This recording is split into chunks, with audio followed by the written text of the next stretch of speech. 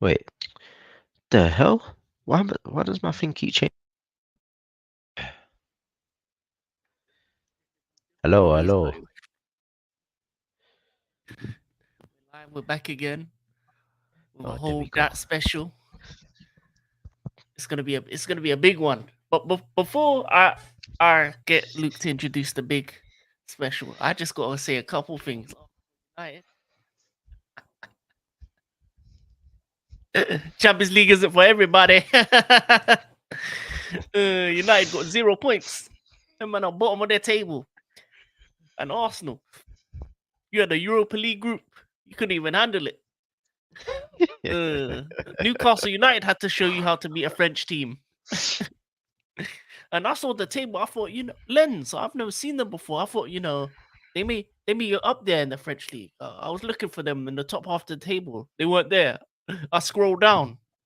I see Lens, 15th. You lost to the 15th place French team. Ooh la la. Anyway, but yeah, no, we'll go back to the all seriousness of this topic. I'll let Luke introduce it. But yeah, I just had to say that, fam. Hold that Man United, hold that Arsenal. We're on your neck always. Yeah. It's true. Agenda must run. And the funny thing is, it just goes to show you that certain teams are just not built for the Champions League, fam. But it's okay. Liverpool and Chelsea will be back. I will show you guys how to actually perform in a CL, fam. It's in our pedigree. You man forgot what a CL supposed to be like. You man forgot how to perform in a CL, and it's showing, fam. You man are getting slapped left, right, and center. An embarrassment, a joke, disgracing the rest of the Premier League clubs. Even Newcastle's doing better than you lot. Imagine. Oh Absolute yeah. disgrace. Disgrace. Yeah, word to Didier Drogba, fam. But you know what? Yeah, it's about Tottenham, fam. That is what we're going to be talking about. Like we did on the other special with Manchester United, we're going to be talking about the deconstruction of Tottenham from top to the owner of Daniel Tite Levy, all the way down to the players, you know? And you know what? Let's get started.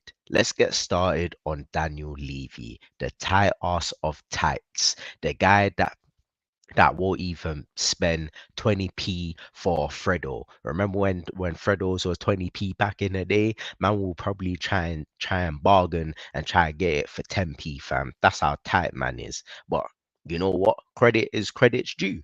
He brought in Ange, an unknown commodity, an unknown manager. No one knew who he was. Even when he was in Scotland playing sexy football with Celtic, no one knew who he was. But they know about him now. And it's all thanks to Ange. He's gone back to what he did with Pochettino. No longer is he gonna go for the big names. No longer is he gonna go for the guys that's got the trophy heritage, because he don't want them type of managers. He don't want them managers to be back chatting him, telling him, "Oh, you need to buy this player, you need to buy that player." He wants the yes man managers, and you know what? It's worked. It worked with Pochettino, and it's working with Ange. They're playing amazing football. He's a likable guy, minus the whole VAR situation over the weekend. I think he bitched out on that in a press conference, but we won't go down that road. But I think for me, the only issue that we have with Daniel Levy is the fact he just doesn't spend money. And I think he has held Tottenham back over the years under Pochettino, when Tottenham's team was actually ripe and they were actually a threat to the top six. You know, no one can dispute that. When they were riding high and they were in the Champions League final, that was probably the right time for Daniel Levy to spend, just like FSG for Liverpool. But it didn't happen. When Tottenham were on the verge of winning their first trophy in how many years under Mourinho, and then Levy sacked him before the actual final, they were at a high, then it didn't happen. With Ange in charge, yeah, they spent a couple money here and there, but it wasn't enough. And I feel like Tottenham have always been that wasn't enough, or that nearly type team under Daniel Levy. Hopefully he changes the corner, and hopefully under the season and management of Ange, it will prove that okay, cool, this is the right manager to invest with. But I just feel like if he doesn't invest with Ange in January, if he doesn't invest with Ange in the summer, again, he's just gonna be that owner to hold the team back. I want to hear your thoughts, Marjorie, because obviously Tottenham is your rival team. But I've always thought, and I'm sure you have anyway, that they've always had the potential to do the business every single season. They have just missed signings, and obviously Levy is the root of that problem. So, what's your thoughts on Daniel Levy? For me, Tottenham is a club that I would say it's like us before we got the Roman money. That's what Tottenham remind me of. It's a club that win one trophy every, 10 to 20 years, plays a lot of great football, has a lot of quality players, quality individuals, a lot of foreign talent, a couple guys here and there. Back in the day when Chelsea had the Desais, the Zolas, the Vialis, we weren't we were winning some things, but we weren't winning everything. That's what Tottenham remind me of. And I feel like it comes from the top, the culture that is cultivating. I put on the main title Tottenham Sports and Entertainment Centre because that's what Levy has turned the club into. The stadium is a glorified sports centre right now. Um, and the reality about him is when they've needed to spend money, he doesn't spend money. When they're out of Champions League, they spend money. So that's the only time they spend money is to get themselves into Champions League. If they're in CL, they do not care. And the major thing is from the Pochettino point, after getting to that final, not only did you not spend the money to get players in, not only you didn't listen to his demands when he was the one that actually turned your club around, because previous to that, the only thing you've ever won in the Premier League era was a League Cup in '08. He made your team irrelevant. And the way you treated him and dusted him off to the side was very disrespectful. Then you go on to get manager after manager. A couple of them were to win, but they didn't really win anything. Both Conte and Mourinho saw the fruits of the club, saw the club for what it was. Even the fact that a man from Juventus, Cellini, is calling it's the history of the Tottenham, shows that people know what Tottenham is. It's a club that is the nearly men. They don't do what is necessary to get over the line. They don't have the it factor. And Levy is the one, and Enoch, the group Enoch that owns the club, are the ones that put that kind of culture. Because club culture is based from the ownership. You can see it around Europe. PSG are all over the place, and that comes from the ownership. Man City are dominating. That comes from the ownership. You look at Real Madrid, Bayern Munich.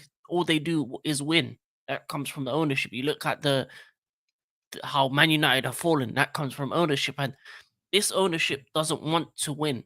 They just want to be a part of Europe and want to make the club look good because then that allows them to make money. That allows for their stadium to run. That allows for other things to go on. And the fact is, Levy for me cares more about the NFL games coming to the stadium, more about the go kart in F1, future wrestling competitions coming to the stadium.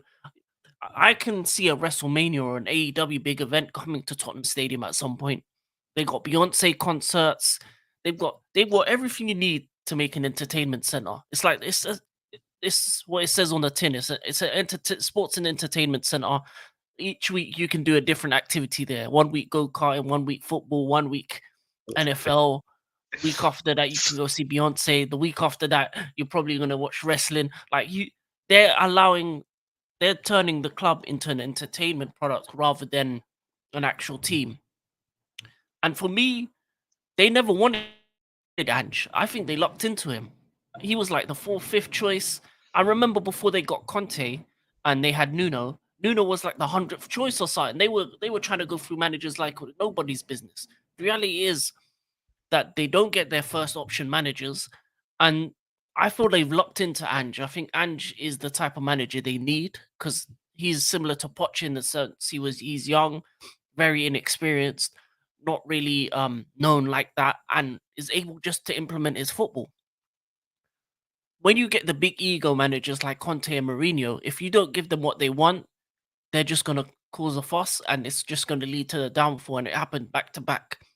The first one, Mourinho, the rumors are, I don't know if this is 100% true, that the only reason you let go of Mourinho before the final is that he was due a financial bonus if he won that trophy. So Oh, you don't want to pay that. That's the rumor. That's the rumor out here I'm that you didn't want to pay dead. the money bonus for winning a trophy from Mourinho, so you And got is rid of that him. tight, boy? Fuck. Wow. So and it comes to when you initially went for Conte, you didn't want to give him the money and the assurances in the first place. You came back around like, please Conte, take us. We'll do whatever you want.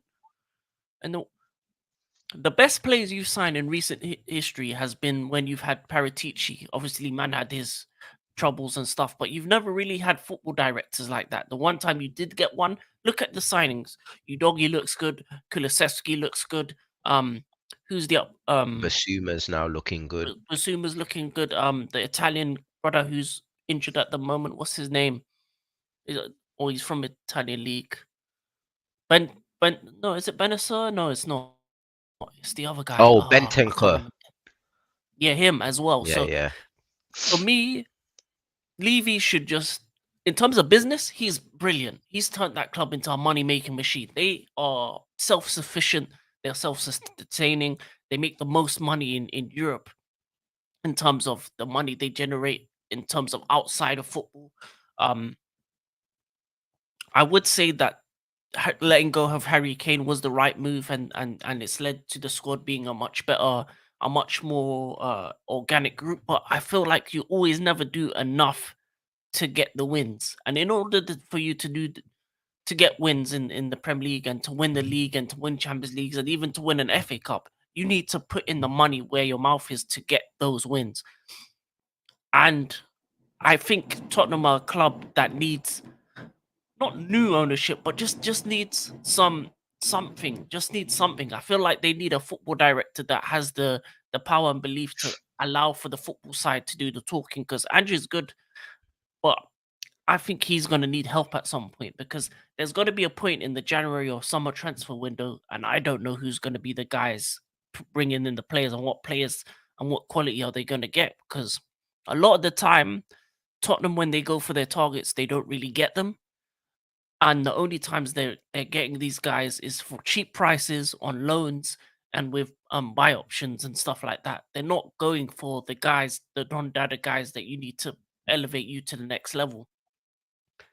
And this is the toughest league in the world. So if you don't put the money in, you're not going to be able to compete with Man City. You're not going to be able to compete with Liverpool, regardless. And it's gonna. I think just for me, Levy is a brilliant businessman, but in terms of the football side of things, he's got it completely wrong.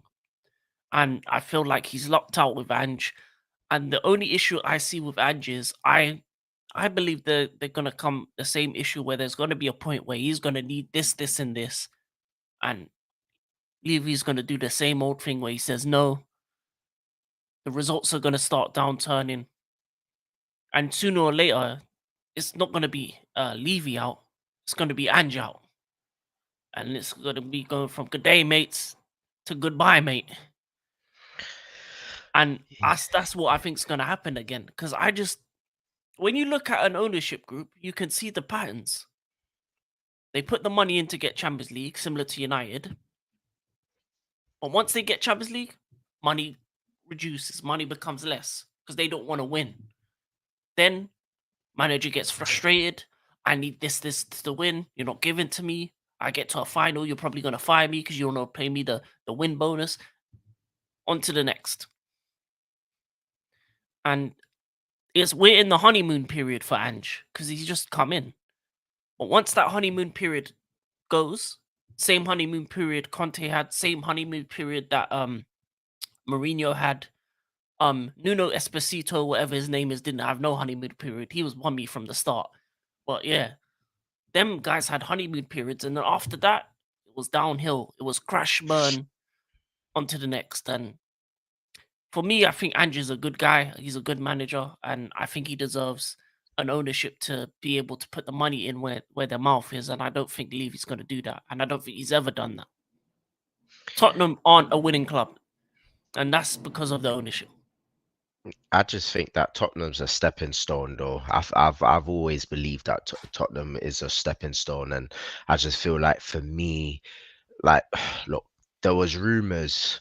I don't know how true this is, but there was rumors that Ange is actually meant to be the um he's meant to be the next guy, the understudy to Pep when Pep leaves for Man City.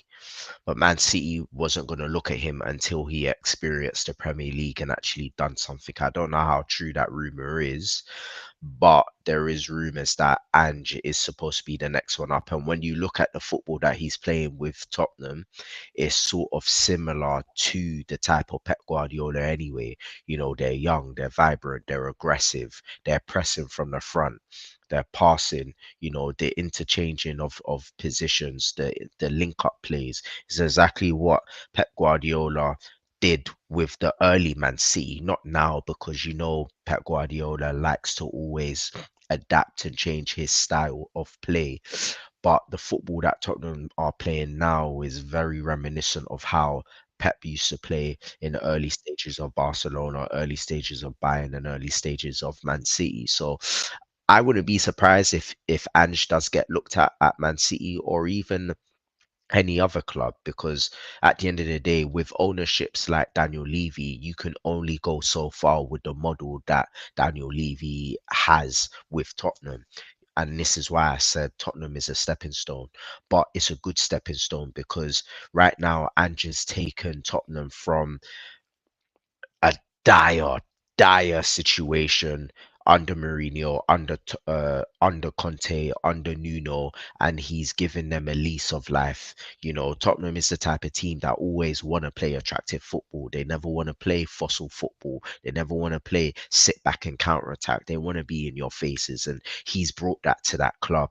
You know, he's given them the identity of what has made Tottenham so great under Pochettino, and it's sort of been a like for like. And the thing is, we will go into the players anyway, but selling Harry Kane was always going to be a benefit. And I said this before and I'll say it again. You know, to me, Harry Kane is good and he's great and he's world class, but you can't have a one man team. You can't have a player that everything always go through them, because you become predictable and you're one dimensional. And at the end of the day, if you're always going and trying to look for Kane and waiting for him to hold up the ball to link up and bring people in, then you get stifled. You see it every time when you're playing against big teams. You know, if you know who the big player is and who that key player is, you're gonna mark them out the game. You see it. Wolves versus Man City. As soon as they marked Haaland out of the game, they didn't know what to do. Man City, they didn't know where to find him. They didn't know who was gonna be on the ball to try and unlock and try and score. This is what happens. And for me, this was the issue with Tottenham. They were always one dimensional. They were adapting. They didn't have a different way of playing. But now they've got a different way of playing. You know, Human Song isn't the type of player that's gonna hold up the ball and link up play. He's gonna be the type of player that's gonna do one twos, that's gonna do one twos with a wide man, or gonna do one twos with the cam with James Madison. He's gonna be floating in the channel. He's gonna be dropping deep. He's gonna be in the box. You know, he's gonna the rotations that's going to happen with that team you've seen it has been frightening, you know, and teams that have some teams just don't know what to do with Tottenham. And for me, it's brilliant football that they're playing. You know, they got dominated against us. Yeah.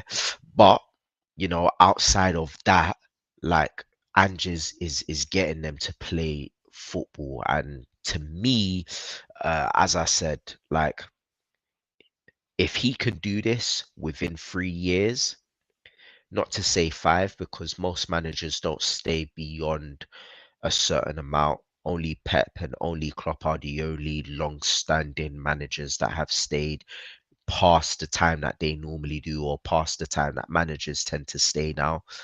But if he can stay within 3 years, And even if it doesn't mean challenge, but just be a consistent top four mainstayer and try and get to the final of domestic cups, then teams are going to start knocking on his door because it's going to be eventually Andrew's going to outgrow Tottenham, just like Poch outgrew Tottenham. It's going to happen because Daniel Levy's not going to give them the money that they need.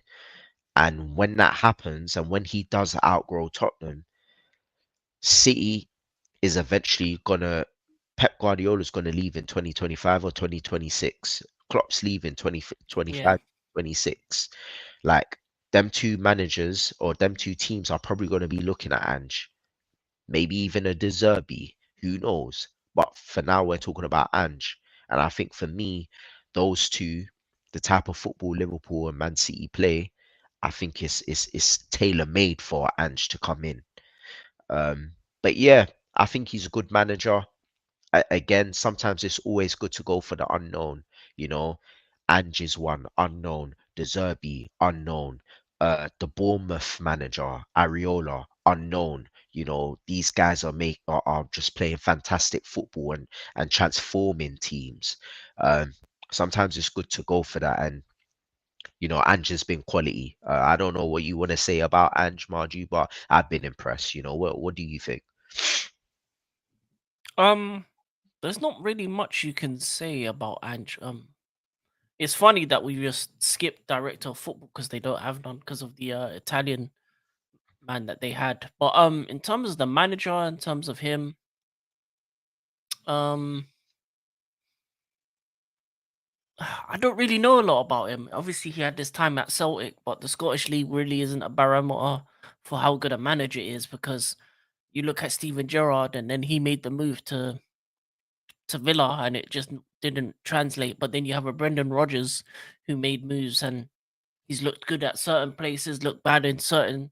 So it's gonna be a time will tell with Ange. I think he's, as I said, this is the honeymoon period. They're playing good football, but Tottenham have been the club that always plays good football. And the thing is, Tottenham are the club that their fans they just want them to win a trophy.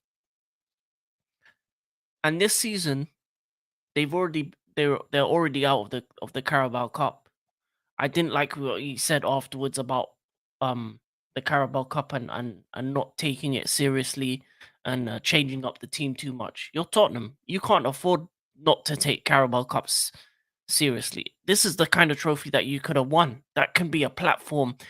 Mourinho, Pep, they know that's a platform to bigger and better things. That's what the cup is.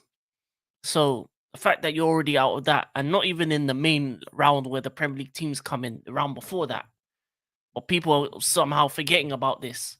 Big Ange already made mistakes. They're not going to win the league. They're not in Europe, so they've got the FA Cup left.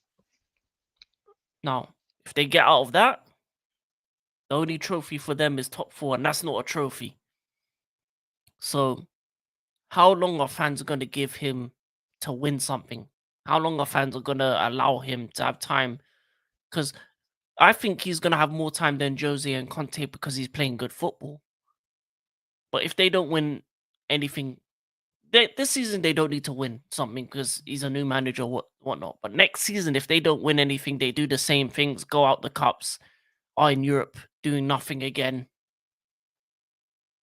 I see him in a couple years moving on, gone, or being fired because in the end of the day, the Spurs fans they want to see trophies. They haven't seen a trophy since '08. Like their fans may talk like they're a big club, but let's be honest. I'm going to see Newcastle win something before they before them.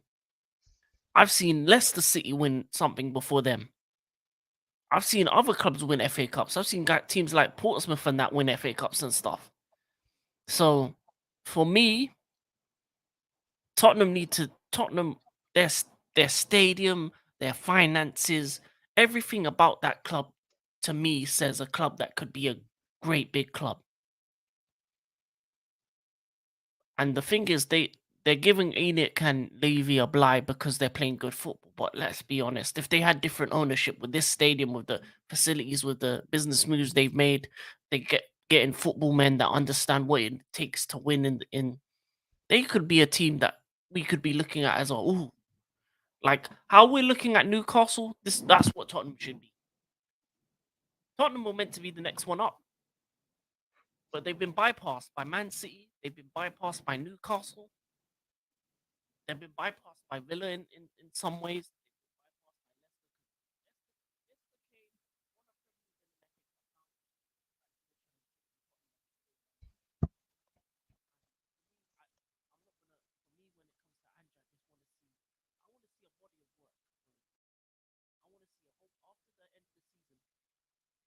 What have they done? What have they? Where have they finished? How far they from the top? Do they have an FA Cup run in them? And do they show the signs of winning something in the future?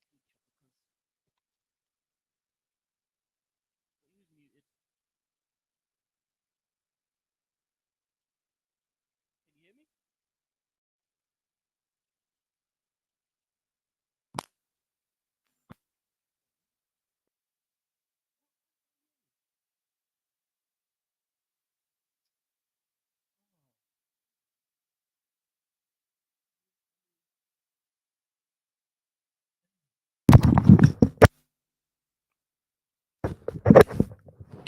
Uno, dos, tres. Uno, dos, tres.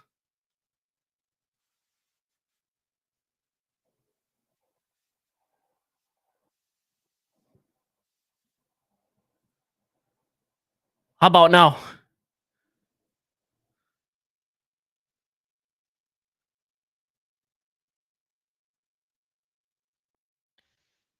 Okay, uno, dos, tres. Okay, okay.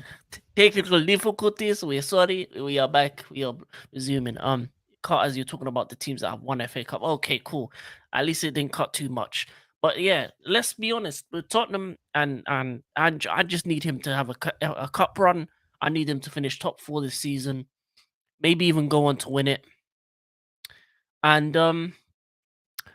yeah, that's all I want. That's all I want. I just need him to do something in the FA Cup this season. I think Tottenham need a trophy. I think Tottenham fans need trophies in the next couple of years, and I feel like if Ange can do that, he'll be a legend. But time will tell. Time will tell whether he does what is necessary to get the big wins because they've got their first 11 is amazing. I would say this: their squad isn't there, but their first 11 is good enough, if healthy, to win the FA Cup at least. And I think that's what I need to see out of this season because for me, there's no excuses. They've got all the players they need. If in January that there's a race for Ivan Tony, Tottenham need to be there because Mr. Prue Prue, Mr. Richarlison isn't good enough, in my opinion. And then once they can get a proper gunman up front, Ivan Tony, Watkins, whatever striker they can get, even if Brendan Johnson shows up, then I think we can go on from the future to seeing what will happen next. But yeah, for me, Andrews is a wait until we see. But Tottenham need to win something, and it's the same feelings I have about other clubs. That it gets to a point where you can't be happy with just good football and vibes. Football's about winning. That's about armpits in the air. And if I don't see that in the next couple of seasons, I feel like it's just gonna go sour again. Are you there, Luke?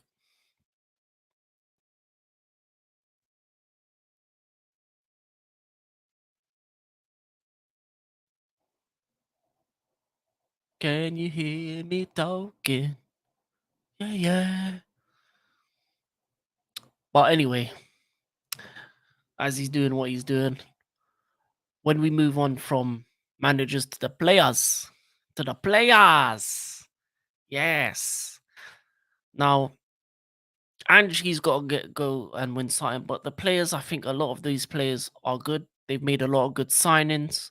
Madison looks good. As I said, the Prue man, Richarlison, he ain't good enough. I feel like they have a solid defense. The centre back in the back, Van der Ven, Romero, they've got a good partnership now. Their fullbacks are looking good. Udogi's looking good. And for me, I think when it comes to their team, they've got a good starting 11. As I said, their squad, their bench isn't there yet, but their starting 11 is good enough to compete with the best. You saw it against Arsenal. You saw it against Liverpool, even though 10 and 9 men, controversy. But against Arsenal, you saw that they can compete. And you can see that Ange is willing to stick to his philosophy. That's the one thing I like about him, is that whoever he plays the same way. It doesn't matter here, there, far. They play the same way. As I said, do need to get a striker in January just so that they can win something. And then in terms of the midfield is solid. I think with the likes of Basuma and Pape Matasar in that double pivot, it looks really good. It looks really good. Obviously, Madison at the cam. I think their players have enough in terms of their mainline first 11 to win the FA Cup, and I think that's what we want from this season. I think if you're a Tottenham fan, if you're looking at the club, if you're looking at the team, all you want Ange to do is get you top four in the FA Cup. It would have been the Carabao Cup, but they're already out of that. So, it is what it is. But in terms of the players, they've got a good set of squad. As I said, strikers the only area of concern because Mister takes off his shirt more than he scores goals. Got some more yellow cards than goals scored last season. And was taking off his shirt so much that even Michael Antonio had to bar him about that. But yeah, midfield is solid. Defense is looking good. I think the signings they've made in the summer, the centre back, Udogi coming back, Madison, Basuma looks like a new signing. Pape Matasar looking solid. Son is on fire right now, and the likes of Kulusevski and that. Yeah, they're a solid 9 away from being a good team, and I don't think they need to replace Kane. I just think they need a gunman just to finish chances because Madison is a man that can supply anyone. Hell, you can hell go Leicester, get Vardy in. You can do a job, but the Ivan Tony race, Spurs need to be in there. They need to be the one winning that, and that's all I can say about their squad. Their first 11 is solid. What do you think, Luke? Yeah, I agree, man. Sorry, my headphones was cut out after I had to change the battery. But yeah, yeah, outside of their first 11 is solid. Um, it's the depth that's going to cause a problem throughout the whole entirety of the season. I think they are one injury away from them capitulating. Um, but I just think for now, the main aim is to just be in Europe. It's not even a fact of being in top four. It's just to be in Europe, to be fair. And I think whether it's January, whether it's the September, I think they need to start thinking about investing in depth, whether it's cover in the wings, cover in the midfield, cover in the defense. I think they need to start investing in that area. But I think, yeah, they are a number 9 away from actually consolidating a top 4 position. Um, I agree with Margie. They don't need to sign an actual Kane. I just feel like they need to sign someone that's going to be fluid, in a sense of that's going to be like a Bobby Firmino, someone that's not going to be consistently in the box, but that's just going to link up with the forwards, link up with the Camin James Madison, but also be able to run in behind as well. Ivan Tony is a perfect striker for that, because he currently plays in a system in Bradford where he has to drop deep sometimes to link up with Mbuemo and Wisa, and there's opportunities for him to get into the box as well. So I think someone like Ivan Tony is probably perfect, and a proper number 9 that they need, who scores 15 to 20 goals. And with someone like James Madison in behind him, he'll probably get to 25, 30, to be honest. So I think, yeah, Tottenham definitely needs to be in a race for that. I don't think they should be getting beat by Arsenal. Um, because at the end of the day, if I'm looking at either of the two, and I'm Ivan Tony, I'm like, okay, well, you've got Gabriel Jesus there. and you've got Eddie and Ketia. Yes, I'm better than the both of them two, but what is the point in you going after me when you got those two? The only way I will go there is if you sell one of them. Like, let's be real, because you can't have three strikers. You can't, unless you're playing 4-4-2. Then fair enough, but you can't have three because it just means that you're gonna have me as a rotational piece. Whereas if you go to Tottenham, you could go there and be the main man. Richarlison isn't gonna go be ahead of you. Let's be real. He's not. Like, he's not even levels. He's at least a top 10 striker. He's not a top 4 striker, and he's not even a top 6 striker. And let's be real, he's not even a striker. My man's a winger, but because he has no ability out on the wing, that's why he's being put through the middle as a striker. But the guy's dead. He's not even Brazilian. My man's name is Richard from Ukraine. Like, that's what man's name is. That's where man is still. But anyway, forget about Birdman, Pigeon Man. So for me, if I'm Ivan Tony, I would go to Tottenham. I would. Because outside of Ivan Tony, there's not really any other guy. Like, maybe a Vlahovic, you could go after someone like him, but he's sort of similar to Harry Kane, so there's no point. The next person I probably would say is Victor Osimhen, but then you don't have the piece to get him. Mm. And if anything, the only two teams that can afford him is City and Chelsea. And if I'm Chelsea, I probably would go after Osimhen. So, like, he's off the list. So yeah, go after Ivan Tony. He said he wants to leave. He's going to cost you 50, 60 M's. I'm pretty sure that's affordable, especially when you got the 100 mil from for the Harry Kane deal. And yeah, kick on from there. Their team is already decent. As I said, they're playing sexy football.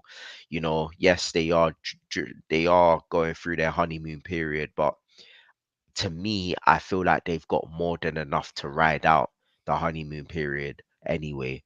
Um, the only thing that they're missing is, as I said, is a number 9. So yeah, secure Ivan Tony in January, see where you finish come the end of the season, and then invest in some depth for next season. And then Tottenham are back. Tottenham are there. And I should expect them to get top 4 next season. If they don't sign a number 9 in January and they don't sign anyone in January, then we're probably looking at Tottenham probably not making top 4, and we're probably gonna look at Ange gonna be very frustrated next season, which could potentially transfer over onto the players, which could potentially mean that Tottenham might not make Europe, and Ange is obviously going to be on a chopping block.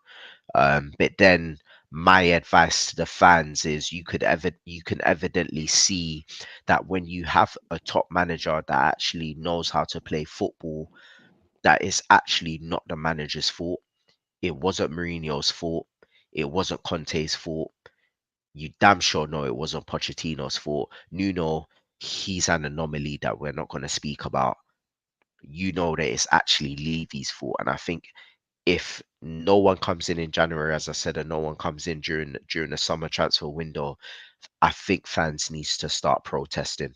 I know Expressions does it on his channel a lot, but I think more needs to be done outside of Expressions, and fans just need to start protesting and asking for either Levy to get a minority stake investor in that actually wants to spend money, or Levy just needs to sell.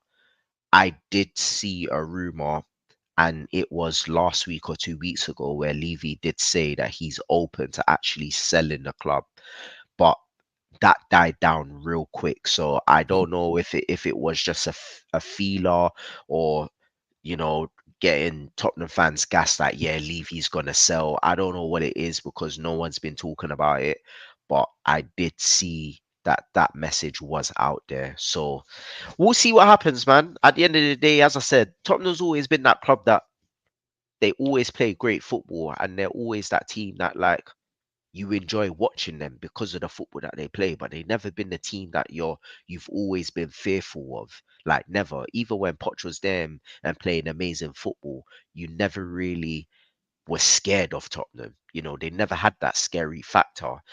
But I think if they get an owner who's gonna invest, or if Levy invested, they've got the manager, as I said, to play the football. So once they get the owner to pay the peas, then you might be like, oh shit, like Tottenham's on job. But at the moment, man, them are just chilling, bruv. Like, man, them are chilling, bruv. Yeah. Oh, Tottenham playing good football. Oh, okay, okay, okay. Like that's what it's like. Like Liverpool were 10 men, even 9 men, and we still looked like we were gonna beat you. So if and that's telling something, bruv. If teams are 9 men and they're still trying to put you in a spliff, then you know Tottenham have no fear factor. So ultimately, bruv, Tottenham will always be that silent neighbor, not even a noisy neighbor, just that silent neighbor. Like them man there are like, oh, do you want to come and join us at this party? No, you're gonna have an early night. All right, cool, enjoy it, have a good night. Like that's Tottenham, bro. You know, that's Tottenham. You know, like that, fam. No threat, fam, none whatsoever. But yeah, that's all I gotta say about Tottenham. Obviously, yeah, we didn't speak about the director of football, but I know for me personally, like a director of football is obviously the game changer, but I feel like even when Pochettino was in charge, the signings that Poch made was actually decent signings, and they did that without a DOF. So sometimes teams don't necessarily need a DOF. Obviously, we know Liverpool desperately needs one. United desperately needs one. City's obviously got one. Chelsea's got one. Arsenal's got one. At this precise moment, Tottenham's made brilliant signings and they currently don't have a DOF. And the signings that they've made has actually bettered their team. So technically they don't actually need one. And that's probably the reason why I didn't mention it. Maybe Margie, you want to discuss it. But I think for me, the fact that they've made these signings without it shows that Ange is obviously got an IQ for talent and they're running in such a self-sufficient way that they don't necessarily need a DOF. But that's just my opinion anyway. Like, what's your opinion, Marju, before we close? Do you feel like they need one? Mm, I think I think they don't need one until they get a new ownership. I think a new ownership would bring that because I feel like when it comes to DOF, I think Levy's great with the business decisions, but sometimes the football decisions aren't always perfect for Spurs.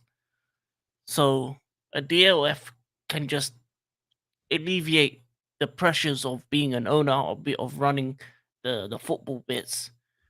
And sometimes you need a football brain in there just to get you a few gems because they've got good signings, but a lot of them, a lot of them are very, oh yeah, it makes sense. That's what Tottenham would sign, kind of thing. Is the ones that have been outside of the box have been under Paratici.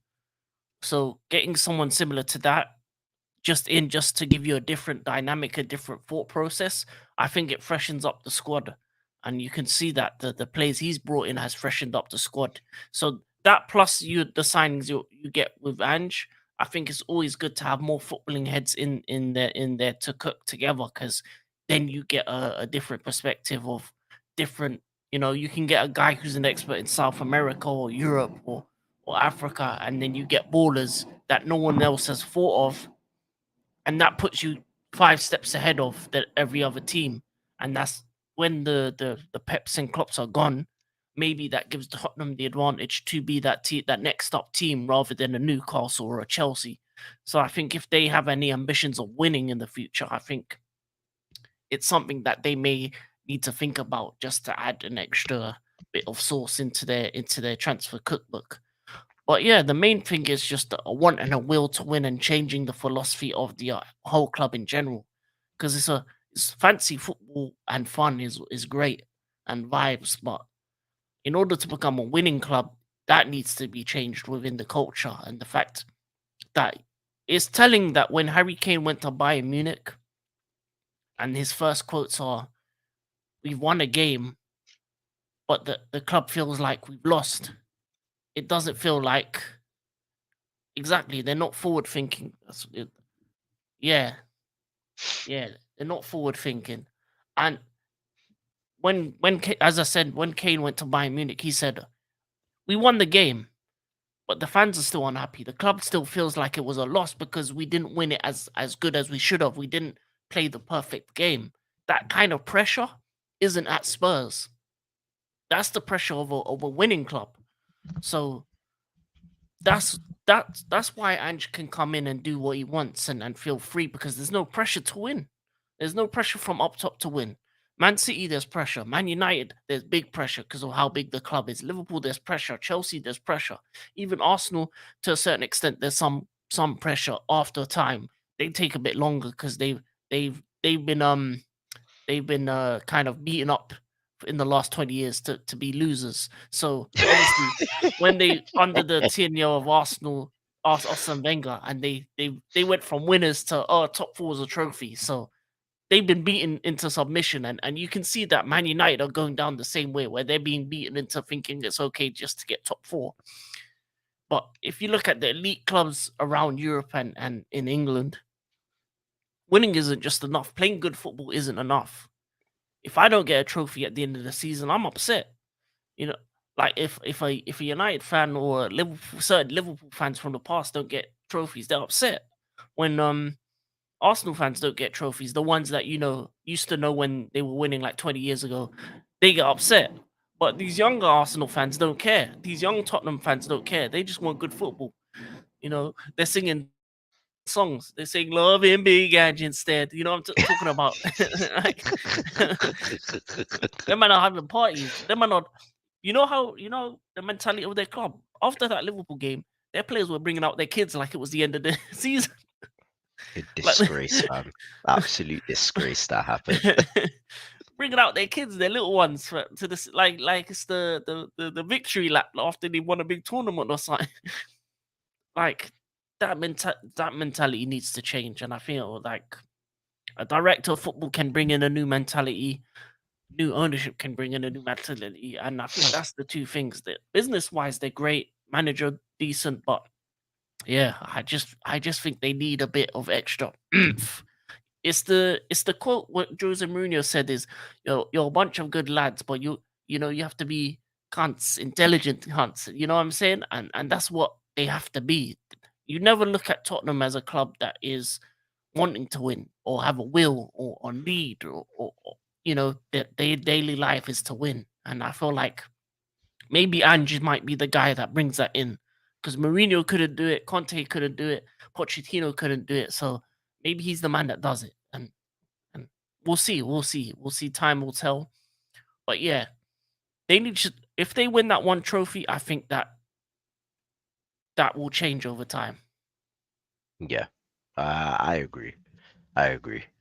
But listen, when you got Pep Guardiola in the league, Klopp in the league, it's pretty much going to be difficult for Tottenham to get a sniff. Hell, even with Newcastle and Chelsea still there, even Arsenal. So you know, it might never be Tottenham's time. Let's be real. As I said, they'll probably forever be a stepping stone club.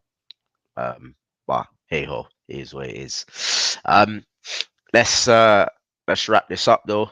Obviously, yeah, this was a special, and obviously me and Marjube are going to be doing this once a month, every Thursday, where we dissect a football club. Next football club will most likely be my team, Liverpool. Will be the next club that we're going to dissect. So yeah, that should be great. But yeah, over onto the weekend, Liverpool have Brighton, I believe we do. So yeah, we're down to the bare bones with all this red cards and everything, but hopefully we can do the business and get the 3 points. Use the anger of the VAR decision and start slapping up teams.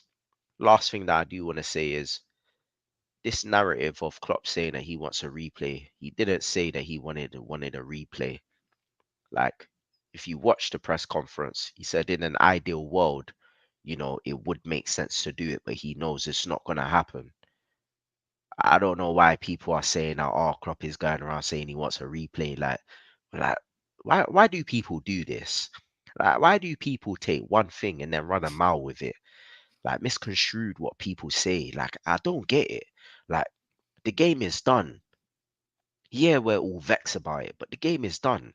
Like a replay's never happened. The only time you do a replay is due to the FA Cup, and that's it. Or even Rihanna, like ponder replay, fam. But You're a fool. but On the replay.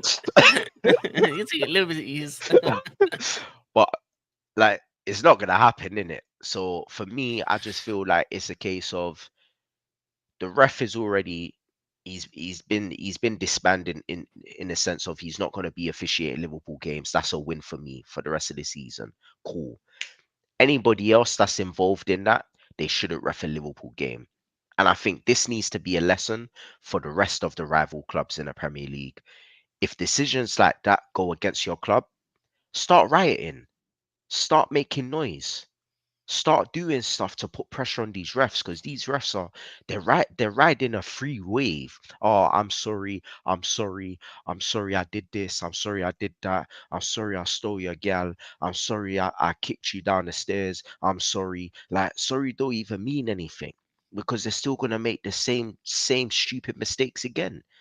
So clubs like Chelsea, Arsenal, City, even the relegation clubs. Like, if you know that a decision's gone against you, and that's the difference between staying in the Prem or getting relegated, start making noise like Liverpool have. Band together and start going up against these these officials, because there's clear biasy going on with these refs. Clear. And it was evident from that Mark Hainsley guy that said, "Oh, I was told not to blow the whistle for this, or I was told to dish out a certain amount of yellow cards or a certain amount of corners," live on fucking what was that? What's that? Talk Sport. Talk Sport. He was saying this, bro. If he's saying that, then you know there's a problem with officials. Then clubs need to band together and do something for the integrity of our game. Like something needs to be done. But yeah, that's all I gotta say anyway. That's all I gotta close with. Like, well, anything you wanna say, Margie? No, that yeah, looking at that VAR, well, listening to the VAR audio, that was crazy, and I understand why Darren England's never gonna referee a Liverpool game, but Anthony Taylor, you better not make another mistake in our game, because we're gonna put the same thing on you, because that should have happened years ago. Yeah, that should have happened years ago. Been screwing us for years, anyway. But Burnley away on the weekend. Still leading in the final fantasy, dominating. But my ad, yeah, dominant weekend performance. Um, I had a little scare in the Newcastle game when Isaac was down. I thought I had to change him out, but but it didn't happen. You know, he came back up to life. Um, I'm just gonna respect Newcastle because they battered PSG at home. Love to see that. Man City did their thing. Arsenal, Man United, still lost, and that was great. It was a great night. Twitter was lit that night. You just had to be there. But yeah, man, big weekend coming up.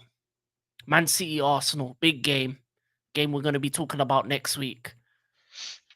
You know, Arsenal have the chance to face City without De Bruyne and Rodri, and if they don't win that game at home, we will be there.